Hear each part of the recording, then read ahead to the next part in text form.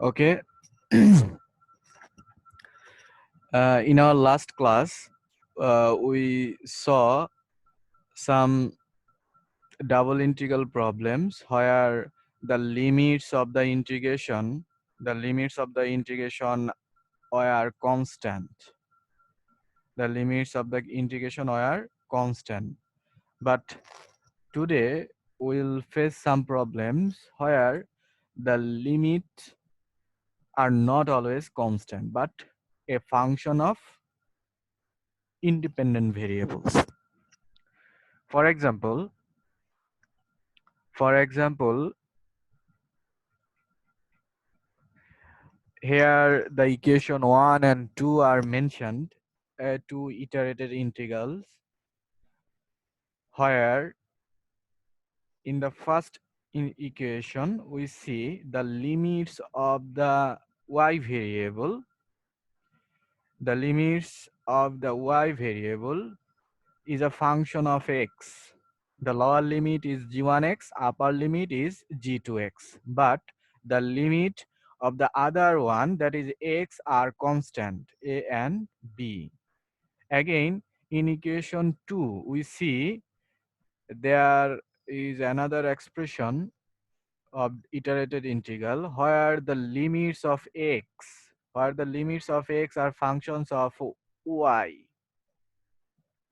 Limits of function of y. The lower limit of x is h1y and upper limit is h2y.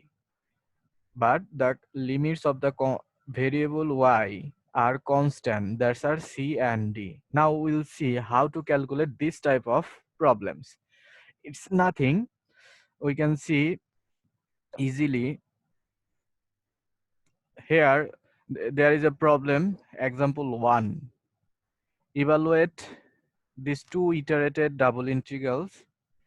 First one, y square into x is our integrand, and the dA is splitted here by dy into dx. That sir আর means একটু zoom করে নিলে ভালো হতো। zoom. That means like this. Okay sir. Okay. Here the limit of y is minus x to x square, and limit of x are 0 to 1. Now to evaluate this iterated double integral, here there is no option to replace the order of integration. That means here we need to integrate the integrand with respect to y first. But in our previous chapter, we faced if the integration limits are constant, then we can integrate any order with any order. But now, as the limits are some variables, so that's why we can't integrate in our own way, but we need to proceed on the given order. That means here the integration will be executed with respect to y first. There is no option to integrate with respect to x initially, as the variables as the integration limits includes variable. So obviously, to perform or evaluate this double integral, we need to evaluate the given order by the given order. So we need to integrate y square x integrand with respect to y first. So if we integrate this y square into x with respect to y, x will be treated as constant.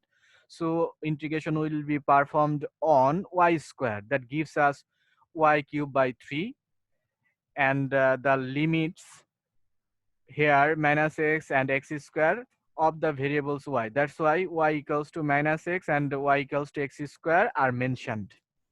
Now we need to input the upper limit, but we need to replace the upper limit only for y, because of this is the limit of y. So y will be replaced here x square. Then this will be our final expression after putting upper and lower limits, which involves only x. There is no y. So now it becomes a single variable function. We can easily integrate with respect to x, and finally the result gives 13 divided by 120. Okay, so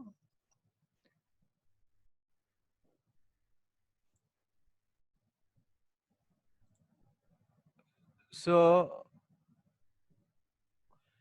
we see if the limits, if the limits are not constant always, then there is no option to choose the order of the integration, but the given order will be executed.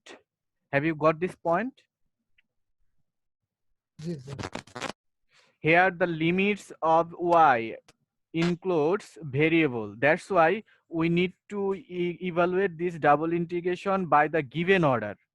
Here the given order means the integration given order is y at first and then x. So we need to evaluate this double integral at first with respect to y and then with respect to x.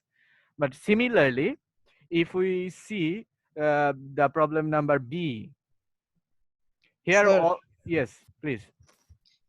Sir একজন sir wait করতেছে, আগে sir নেটের জন্য ঢুকতে পারে নাই। No, there is no one. There is no waiting one. Okay sir, ও message করলো তাই স্যার বললাম। Okay, let's see. জি Problem B.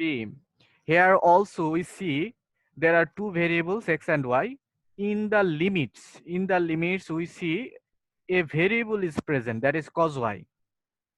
So we can't integrate this double integral by any order, but by the given order. That means we need to integrate initially with respect to x, with respect to x, that because of x order is given at first, then with respect to y, and the x limits are 0 to cos y. So if we integrate the integrand x into sine y with respect to x, sine y will be treated as a constant. So integration performed on x, that gives x square by 2. Then the upper limit and lower limit for the variable x are be put it. After simplifying, the integrand becomes half of cos square y sine y. That involves only y variable. Now we can easily evaluate this integration with respect to y. That finally gives 7 by 48. This is our two type of integration, where in problem A, the limit of y involves variable, where in problem B, the limits of x involve variable. So these two type of limits, iterated integration, are given two names. The first one is type 1. The problem A is known as type 1, and the second one is known as type 2. Here it's mentioned a type 1 region, a type 2 region. We see here. Now, this is a very easy problem if the limits of the integration are provided, but it's not given always. Sometimes we need to face some descriptive problem. For example, if we see this example number 3, evaluate this double integral over the region R x y dA, where the region R is enclosed by these four sir আগের math equations. নিয়ে একটা question ছিল। হ্যাঁ, yes please. Sir আমরা তো আগের দিন দেখছিলাম যে স্যার এখানে যেমন এক্স ইন্টু সাইন ওয়াই আছে, মানে প্রথমটা এক্স এর ফাংশন পরেরটা ওয়াই এর ফাংশন, মানে হুম, বি হুম, নাম্বার কোশ্চেনে যেটা। হুম। স্যার আগের দিন তো আমরা দুইটা ইন্টিগ্র্যান্ড হচ্ছে আলাদা করে মানে দিছিলাম, একটা ফর্মুলা পড়ছিলাম স্যার। সো এই Okay, ম্যাথে কি এই জিনিসটা no, করা যাবে? no, that will be not possible for this problem, because of if you observe very consciously, then you can see the limits of that type of problem or technique was constant, totally constant of the limits. The limits are totally constant. In this case, If the limits are constant, then in this case we can split the integration. But if the limits include at least one single variable, then we can't use that technique. So G sir, that বুঝতে পারছি। technique is not suitable for example 1 in this new chapter. We are trying to now in this chapter we are trying to solve the problems where the limits are not totally constant. That means the limits include at least one single variable. G sir, বুঝতে পারছি। Okay, now here the problem number 3, example 3, this is our main problem in this chapter. Here also we need to evaluate a double integration over the region R, where the integrand is x into y, and dA is the small portion or small area on the region R. But the given region R is defined by these 4 equations. Now we can split this small dA in 2 ways. We know dA means small area, so we can split or divide this dA in 2 separate ways.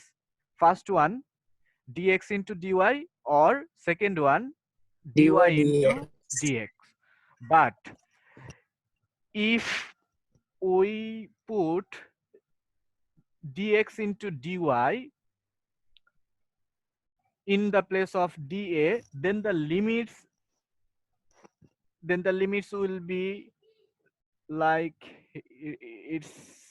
it's not calculated by this way, but here in this problem dA is splitted by dy dx. Okay, if we split this dA by dy dx, then the limits are like this: x by 2 square root x to 4. But if we split dA by dx into dy, then the limits will not be same. The limits would be changed. Limit would be totally changed. So it's very sensitive issue to split dA in this case, where the given region R is not mentioned. That means the limits are not directly provided. So the main task of this problem is how to calculate the limit. It depends on 2 steps. We can calculate the limits of this type of problem where the limits are not provided directly. Then we need to follow 2 steps. First one, we need to draw the region R with the given equations. Okay, are you hearing me? Yes, sir. What is the first step? If the limits of the integration are not provided, there are 2 steps. The first one is we need to draw the given region R by the provided equations. Here there are 4 equations. First one is y equal to half of x. Second one is y equal to square root x. Third one is x equals to 2, and final one is x equals to 4. So suppose this is our Cartesian coordinate system. Here y equals to half of x. That's a straight line equation. Y equal to mx passing through the origin. So if we draw y equal to half of x, suppose this is our below straight line, which indicates y equals to half of x. Okay. Yes, sir. This y equal to half of x blow line indicates the blow line. Now y equal to square root x. That means y square equal to x. Y equal to root over x. It means y square equal to x. That's a parabola. Y square equal to x parabola. This magenta color curve is the upper parabola. Because of y includes here positive value only. So that will be our y equal to square root x, that is indicated by magenta color. Now x equals to 2. We know that it's a straight line equation which is parallel to the y axis, like x equals to a. So here x equals to 2. This is a straight line parallel to y-axis. Similarly, x equals to 4. X equals to 4. It's also a straight line equation parallel to y-axis. Suppose this is our x equals to 2. Now, there will be a question. Why this straight line x equals to 4, x equals to 4 will pass through the intersecting point of y equal to square root x and y equals to half of x? Why is this straight line passing through this intersecting point? তোমরা কি আমার কথা বুঝতেছো? জি sir জি sir sir দুইটার y এর value sir 2 আসবে এখানে If we solve the given Given equations, equations. y equal to square root x and y equal to half of x, we see the intersecting points are 0, 0 and 4, 2. We will get 4, two 2. intersecting points. First one is origin and second one And- is 4, 2. That means in this intersecting point, x includes value 4. So x equals to 4 obviously passes through the intersecting point of these two given line. Now, we can easily observe by these four equations, the bounded region or area is this shadow area, which is clearly observed here. The four equations include this region. If we consider this area here from origin to this, it's not included the four equations, or this area is not bounded by four equations. That's are given. Okay, আমরা এই রিজনটা কেন include করতেছি না? Why will not consider this area? বলো। because this is not সবগুলো equation includes ওই all the রিজনের equations. ভিতরে নাই। হ্যাঁ, এই এরিয়াটুকু কিন্তু এই চারটা ইকুয়েশন দ্বারা আবদ্ধ নয়. This area is not bounded by these four given equations. But if we consider this area, shadow area, we see it's bounded by x equals to 2 straight line, and also in the right x equals to 4. The upper boundary is y equals to square root x. The lower boundary is y equals to half of x straight line. So this area is defined by this given four straight lines. So for this problem, for this double integral, R is this area that is indicated by shadow. এই যে shadow দিয়ে যে indicate করা হচ্ছে, এটাই হচ্ছে আমাদের এই প্রবলেমের এরিয়া। নাও এবার আমরা স্যার এই ফিগারটা কি আমরা পরীক্ষা আঁকতে হবে? হ্যাঁ অবভিয়াসলি না আঁকলে এটা পারাই যাবে না। এই প্রবলেম, এই ধরনের প্রবলেম না ড্র করলে পারা যাবে না। Okay sir. কেন পারা যাবে না আমরা একটু পরে দেখতে পারবো। নাও এই ফিগারটার উপর ভিত্তি করে আমাদের ডিসাইড করতে হবে how to split our DA. এই যে এখানে যে DA which can be splitted two ways. First one is dx into dy and second one is dy dx. এখন আমরা কোন ওয়েতে স্প্লিট করব? ডি এটাকে আমরা কোন ওয়েতে স্প্লিট করব? Dx into dy or dy into dx? That totally depends on this area. এই এরিয়াটুকুর উপর ভিত্তি করে আমাদের ডিসাইড দিতে হবে। সো ফিগারটা অবভিয়াসলি আমাদের ড্র করতে হবে টু সলভ দ্য প্রবলেমস। আচ্ছা, এখন কিভাবে দেখি আমরা ফিগার থেকে এটা কনক্লুশন টানতে পারি? নাও দেখো এখানে দুইটা ফিগার দেওয়া আছে। Suppose this shadow area is a region R. Okay, দেখা যাচ্ছে এটা? Yes sir. Now Yes, sir. এবার আমরা যদি একটা স্ট্রেট লাইন এখানে parallel to Y axis that is indicated by red colour, দেখো রেড কালার, রেড কালার দিয়ে একটা স্ট্রেট লাইন যদি ড্র করি, the upper limit of this straight line, upper এই যে এখানে দেখো সবচেয়ে উপরে এই স্ট্রেট লাইনের উপরে সবচেয়ে উপরে আপার লিমিটটা কিন্তু এই যে y equals to g to x, এই যে এটা হচ্ছে y equals to g2x, এই যে ঢেউয়ের মতো আছে না একটা এখানে? জি স্যার। এই ঢেউয়ের মতো যে সাইন বা কার্ভ, এইটার ইকুয়েশন হচ্ছে y equals to g2x. Similarly, the lower curve has the equation y equals to g1x. Now, for this red straight line, the upper limit is on the curve, upper limit lies on the curve y equals to g1x and lower limit lies on the curve y equal to g1x. দেখো তো এই straight line, red colour যে straight line, সেটার সবচেয়ে উপরে আপার limit সেটা উপরে কার্ভে অবস্থিত এবং নিচে লোয়ার লিমিট সেটা নিচের কার্ভে অবস্থিত। এখন এইটাকে, এই রেড কালারকে যদি আমরা এখানে ড্র করছি, কেউ যদি আর একটু সুইচ করে ডান দিকে নিয়ে আসে, সাপোজ রেড কালার এইখানে, তাহলেও কিন্তু আপার লিমিট g2x এর উপর আর লোয়ার লিমিট g1x এর উপর অবস্থিত। আবার কেউ যদি এই রেড স্ট্রেট লাইনটাকে আরেকটু লেফটে নিয়ে এইখানে ড্র করে, সাপোজ এইখানে যদি ড্র করা হয়, সেম থিং হ্যাপেন্স। ওকে, Yes, sir.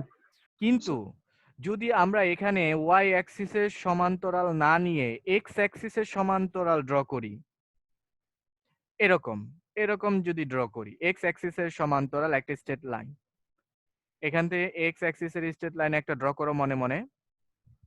সাপোজ এখান থেকে যদি করো, এই যে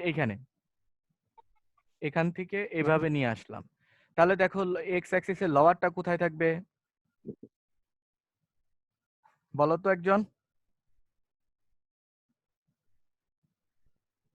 হ্যালো, সাইডে থাকবে। এতে থাকবে বা কার্সার যেখানে আছে সেখানে। হ্যাঁ, এখান থেকে যদি একটা এখান থেকে জাস্ট কার্সরের হেড থেকে আমরা যদি একটা স্ট্রেট লাইন ড্র করি এক্স অ্যাক্সিসে প্যারালাল সমান্তরাল এভাবে, তাহলে এক্স এই স্ট্রেট লাইনের সবচেয়ে ছোট পয়েন্টটা হবে এই যে স্ট্রেট লাইনের উপর, আর আপার লিমিটটা হবে এই কার্ভের উপর, নাকি? জি স্যার।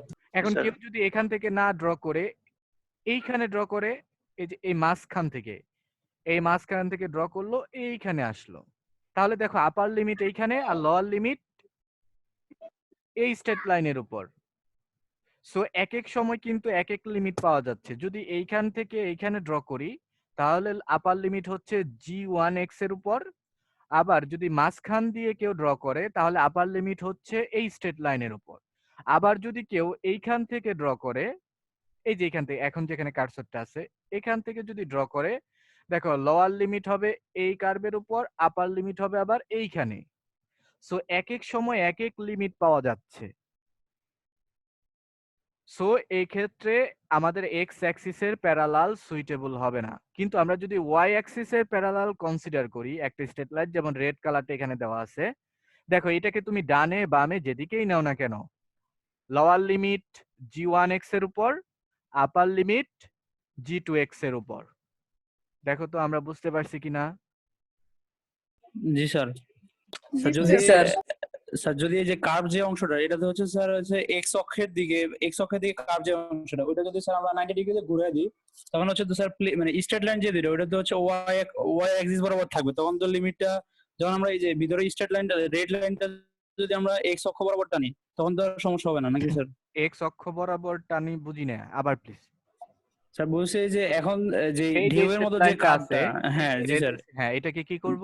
মানে পুরো আমি যদি পুরো কার্ভ মানে পুরো যে ইয়াটা যে রিজিয়নটা আমি যদি পুরোটা ঘুরিয়ে দিই, না না, সেটা অন্য তাহলে- জিনিস, সেটা পরে, আগে এই ফিগারটা দেখো, আগে এই ফিগারটা দেখো। এই ফিগারটাতে আমি কি করব? এই ফিগারটাতে আমরা ওয়াই অ্যাক্সিসের প্যারালাল একটা স্ট্রেট লাইন কনসিডার করছি।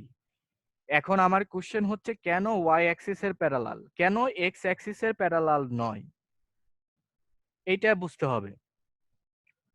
এই রিজনের জন্য, এইটুকুর জন্য, পরেরটুকু আমরা পরে আস্তে আস্তে ডিসক্রাইব করব। আমরা এই ফিগারটাতে, এই যে এই ফিগারটা, এই ফিগারটাতে ওয়াই অ্যাক্সিসের প্যারালাল একটা স্ট্রেট লাইন নেওয়া হচ্ছে, কেন এক্স অ্যাক্সিসের প্যারালাল নেওয়া হলো না এইটা আগে বুঝতে হবে। সবাই কি বুঝতে পারছো কেন এক্স অ্যাক্সিসের প্যারালাল নেওয়া হয়নি? জি sir.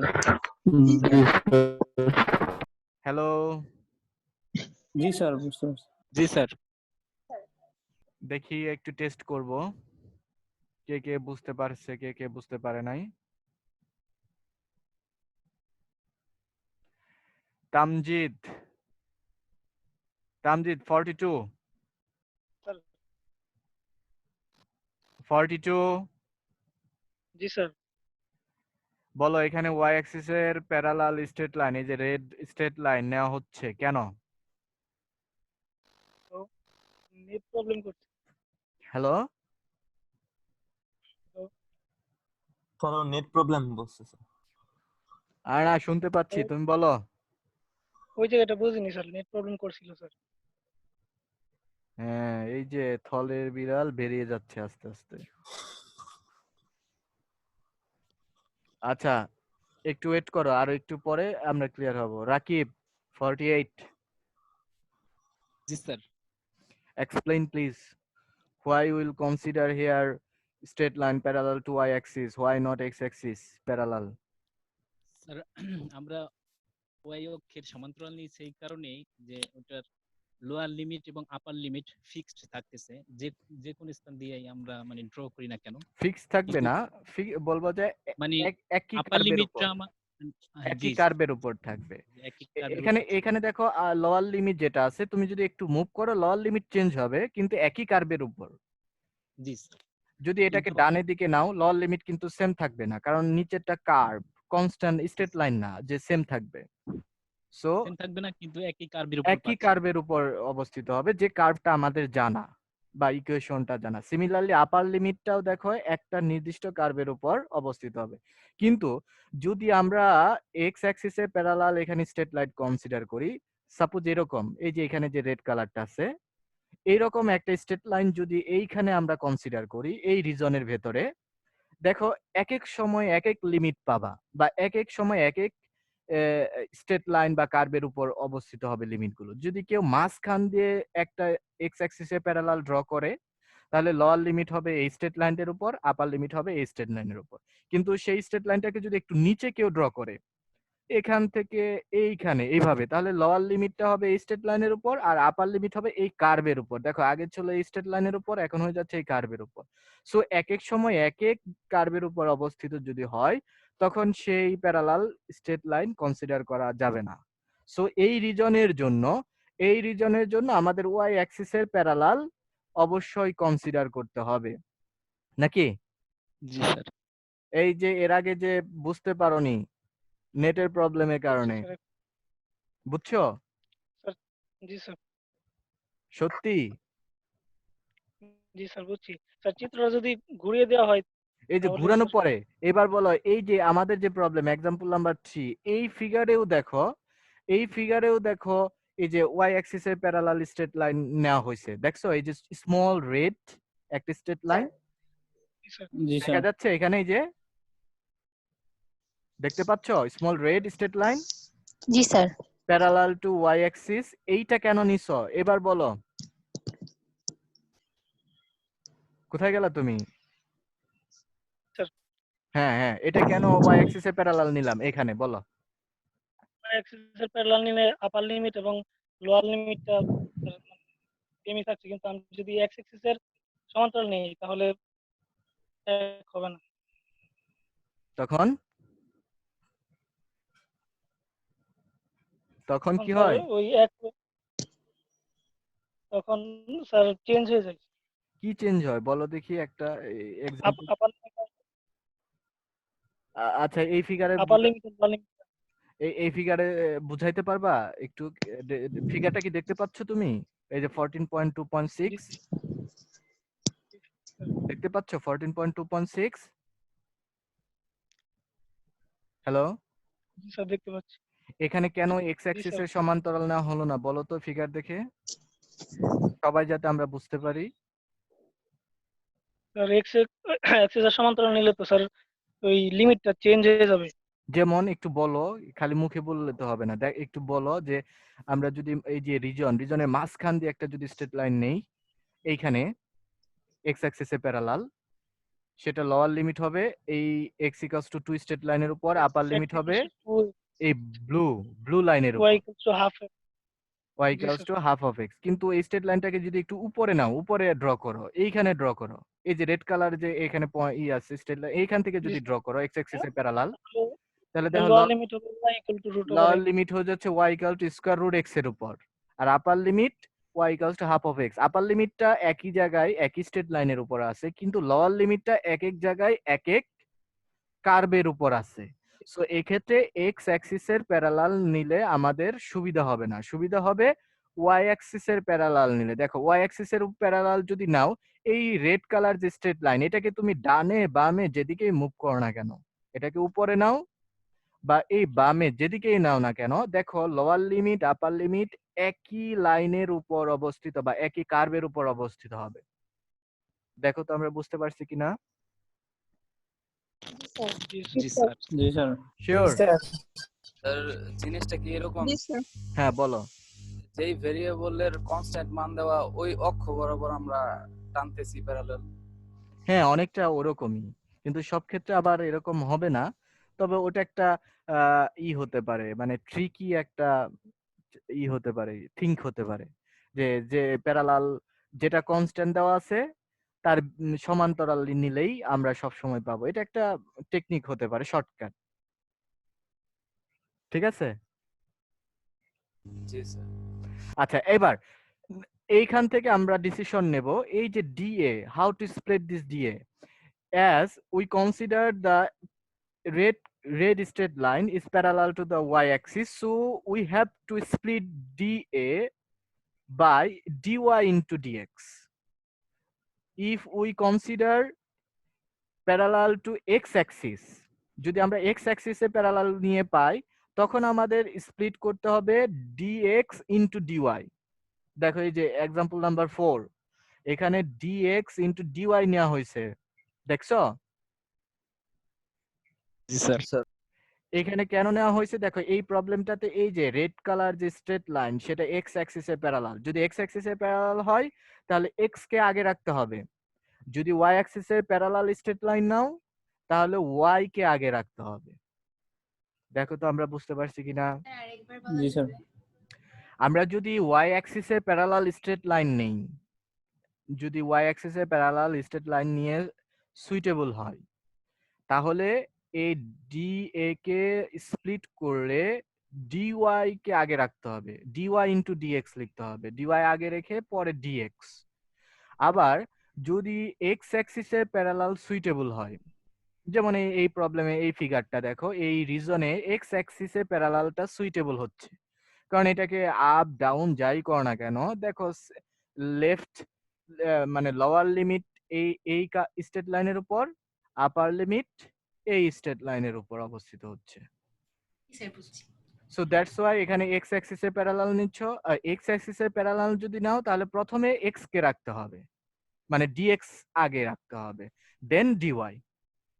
So as we consider the straight line, straight line parallel to y-axis, so we need to split dA by dy into dx.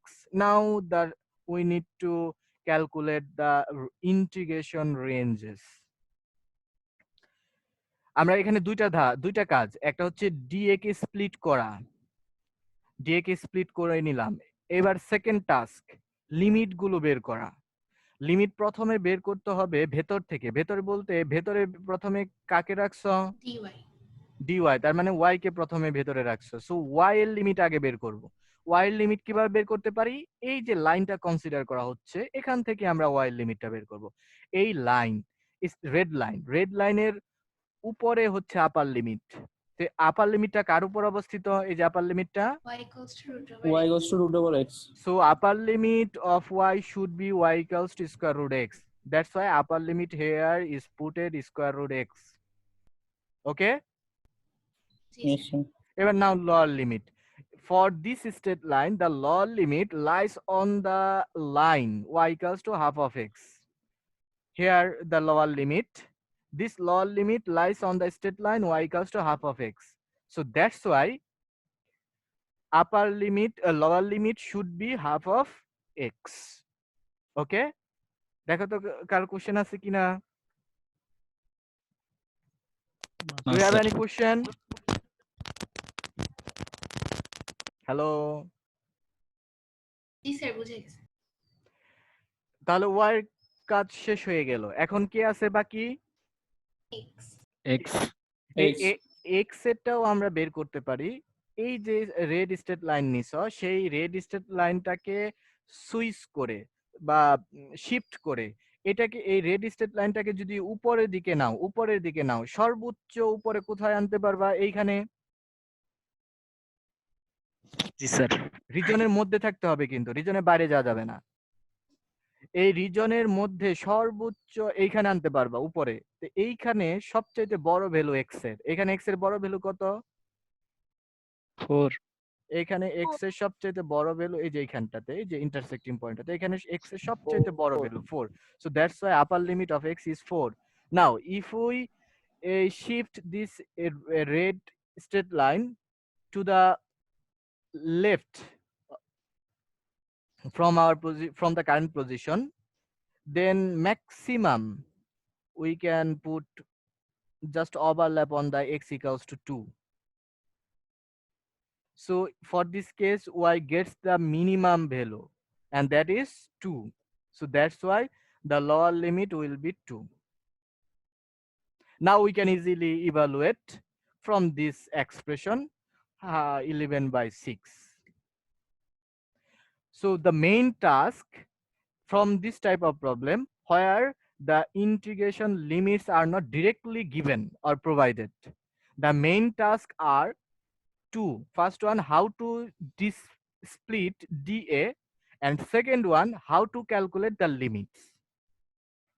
এই দুইটা কাজ করতে পারলে পরবর্তী স্টেপগুলো আমরা এই যে আগে যে একটু আগে দেখে আসলাম, যে ভেতরে যদি y থাকে তাহলে y সাপেক্ষে আগে ইন্টিগ্রেশন, ভেতরে যদি x থাকে আগে x এর সাপেক্ষে ইন্টিগ্রেশন করে রেজাল্টটা চলে আসবে। কারো কোশ্চেন থাকলে বলতে পারি।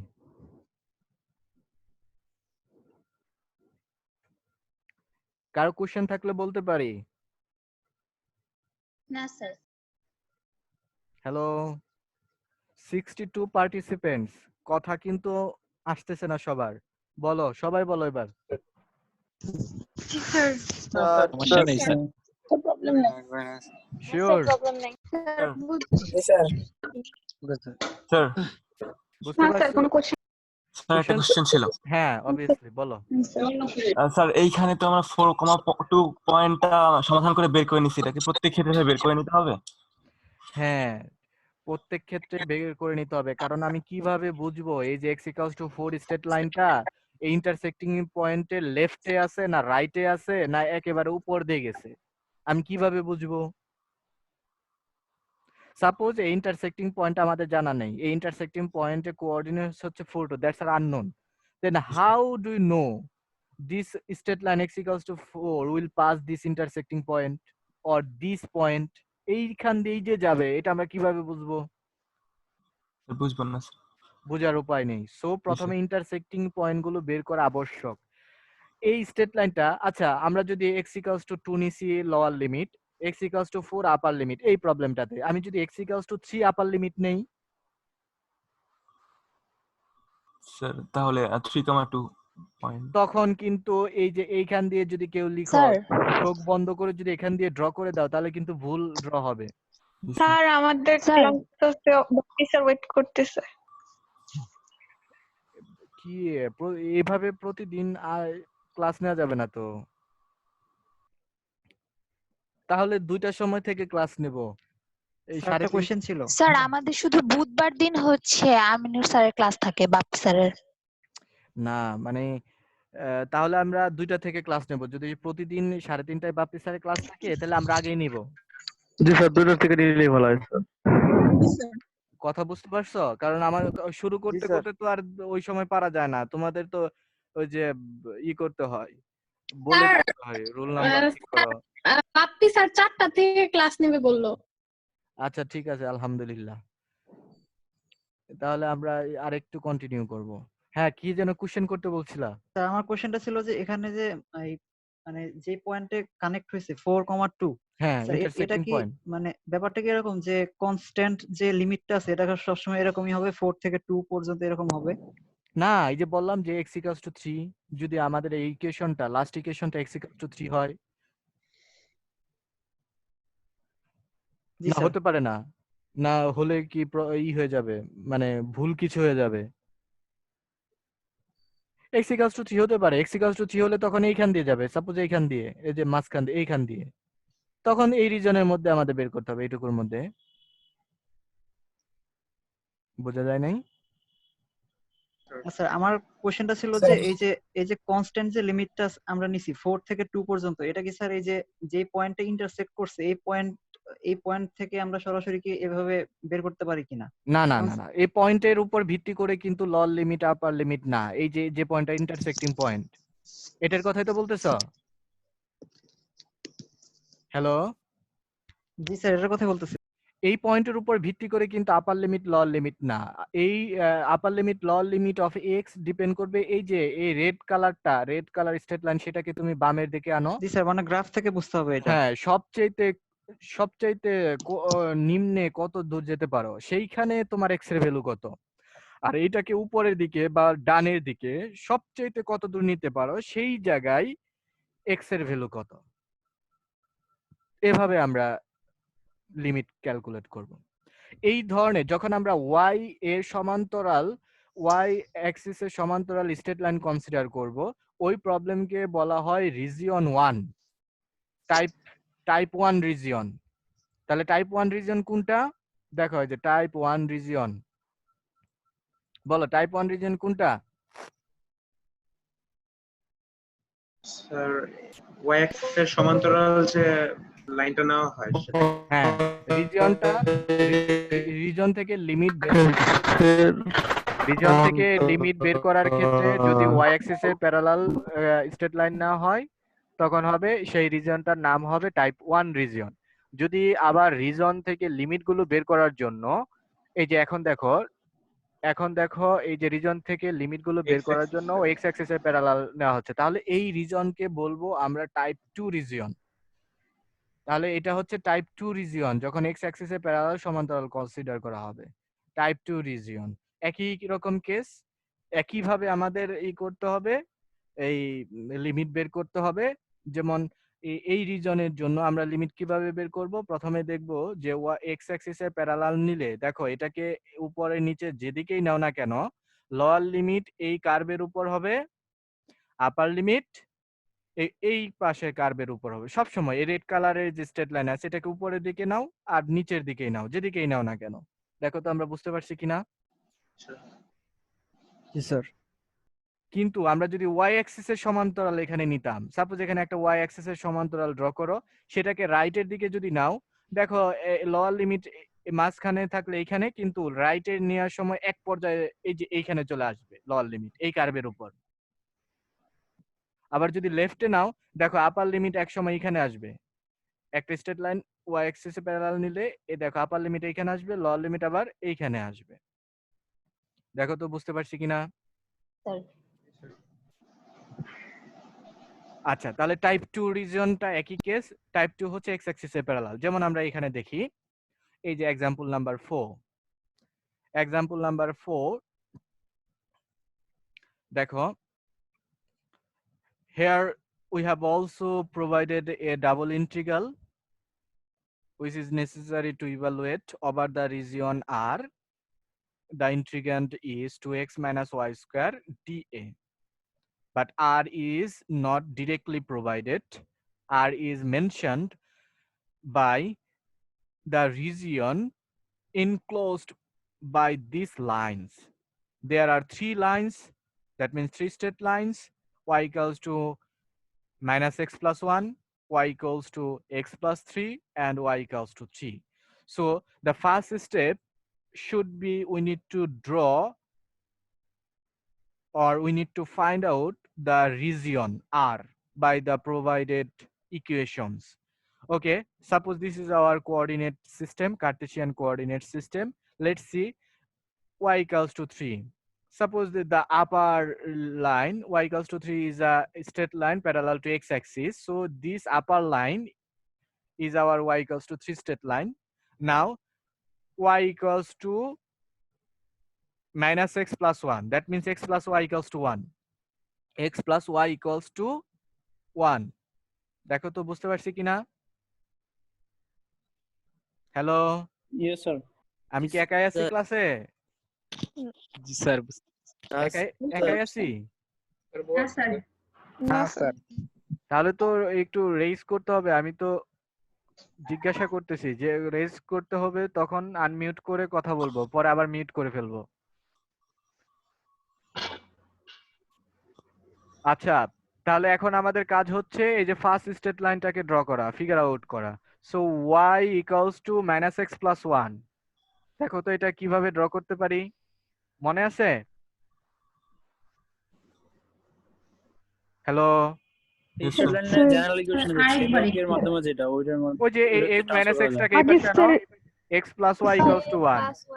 স্যার তাহলে y ইকুয়াল x by 1 তাহলে x plus by 1 plus y by 1 equals to 1। তাহলে x y by 1 অ্যাক্সিসের দিকে equal to 1 1. ইউনিট, y অ্যাক্সিসের দিকে 1 ইউনিট, ইন্টারসেক্টিং করলে এই যে এটা দেখো, এই যে স্ট্রেট লাইন এটাকে যদি পেছনের দিকে বর্ধিত করো, দেখো x অ্যাক্সিসে এই যে এখানে ইন্টারসেক্ট করবে, যেখানে কার্সরটার হেড আছে এখন।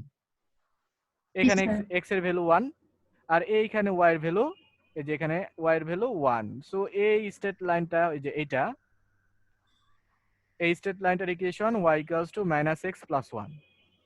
আবার যদি এটাকে ড্র করো, second equation y equals to x + 1, তখন এই যে এইটা আসবে। এখন এই তিনটা স্ট্রেট লাইন দেখো ইন্টারসেক্ট করে পরস্পরের মধ্যে, ইন্টারসেক্ট করে এই রিজিয়নটা পাওয়া যায়, আর এই রিজিয়নটাই হচ্ছে আমাদের ক্যাপিটাল আর। এখন আমরা ইন্টারসেক্টিং পয়েন্টগুলো বের করতে পারি সলভ করে। দেখো এই ইন্টারসেক্টিং পয়েন্টের কোঅর্ডিনেটস হচ্ছে 2 3। এটাকে দেখো এই যে y equals to 3 আর y equals to x + 1, এই দুটাকে সলভ করো।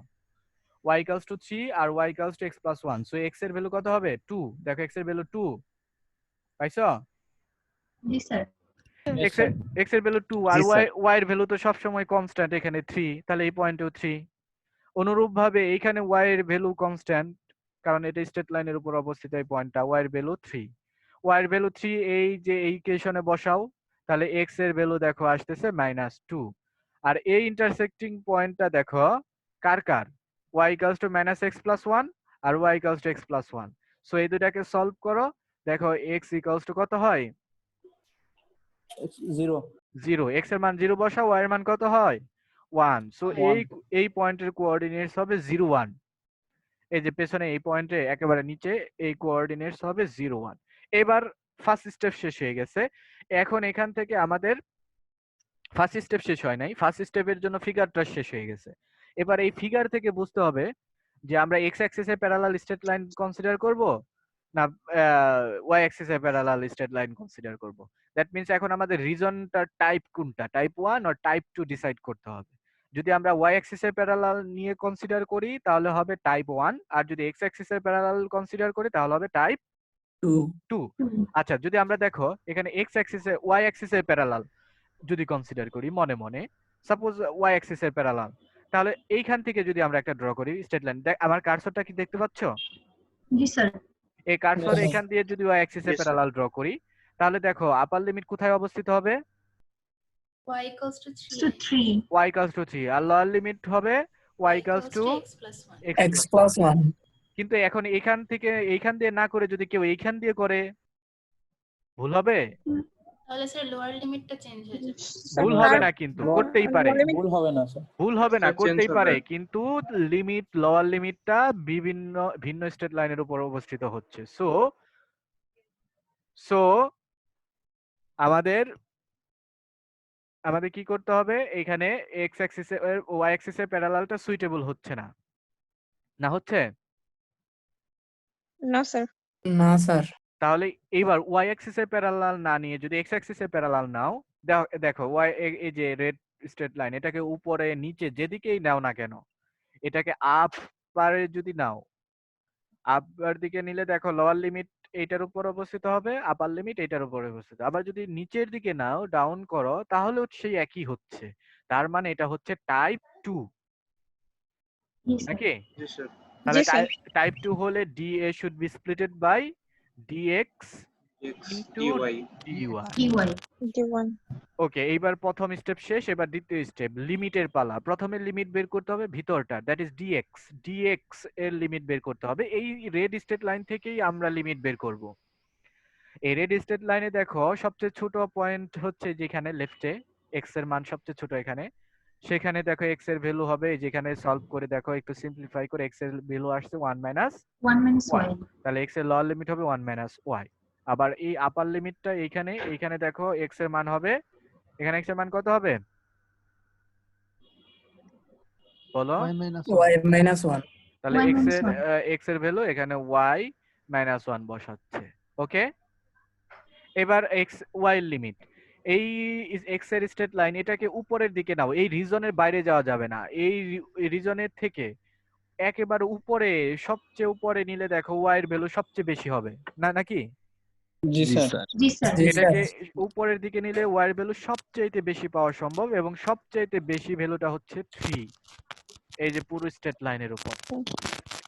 এই স্ট্রেট লাইনটা উপরের দিকে নিতে নিতে দেখো এই উপরের স্ট্রেট লাইনের উপর ওভারল্যাপ হলে y এর ভ্যালু সবচেয়ে বেশি পাওয়া যাবে, এবং সেটা হচ্ছে 3।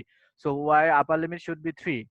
এবার এই রেড স্ট্রেট লাইনটাকে ডাউনের দিকে নাও, নিতে নিতে নিতে রিজনের ভেতরে থেকে সবচাইতে নিচে এই পয়েন্টে আসতে পারবো আমরা, এই যে কার্সরের মাথায় জি স্যার এইখানে দেখো y লিমিট এই রিজনের ভেতরে, এই যে যে রিজনটা আমরা ড্র করছি এই রিজনের ভেতরে y লিমিট সর্বনিম্ন, দ্যাট ইজ 1, এই যে 1। নাও আমরা এর আগে যেভাবে করছি, প্রথমে এখানে ভেতরে যার সাপেক্ষে আছে তার সাপেক্ষে ইন্টিগ্রেশন করব, করে আবার পরেরটা করে আনসার চলে আসবে। এটা এই পর্যন্ত তোমরা একটু প্র্যাকটিস করো। এটাকে আরেকটা ভাবে পদ্ধতিতে করা যায়, সেটাই যে এখানে অল্টারনেটিভ একটা সলিউশন দেওয়া আছে, এই যে এটা। তোমরা এই পর্যন্ত করো, আগামী ক্লাসে আমরা এইটা দেখবো, এটা কেন আবার অল্টারনেটিভ ভাবে করা হচ্ছে বা কখন আমরা করতে পারবো। তোমরা এক্সাম্পল নাম্বার 3টা একটু দেখতে পারো, এখানে যেহেতু ফিগার দেওয়া আছে। Example number 3, sorry example number 5।